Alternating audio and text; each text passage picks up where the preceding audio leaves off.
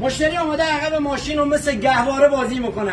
اگر ماشین تو جاده لیلی میکنه مثل گهواره بازی میکنه، بیا بهت بگم ایرادش از کجاه.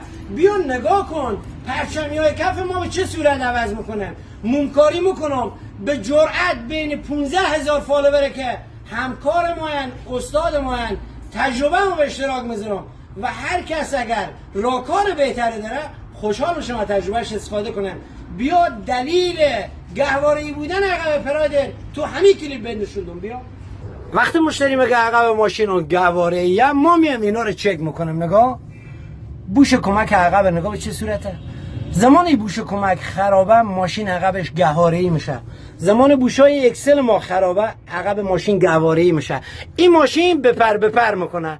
مگه یه توپ دارم قلقلیه میزنم زمین هوا میره. این هموه. پرچمیای کف نگاه به این صورت ما عوض میکنه. از رد فابریکش مونکاری رو داشته باش. مونکاری این پرچمی رو داشته باش.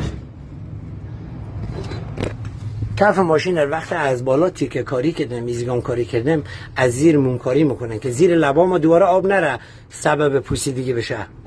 شعار همیشگی ما آگاهی رمز موفقیت. بفرست برای دوستان.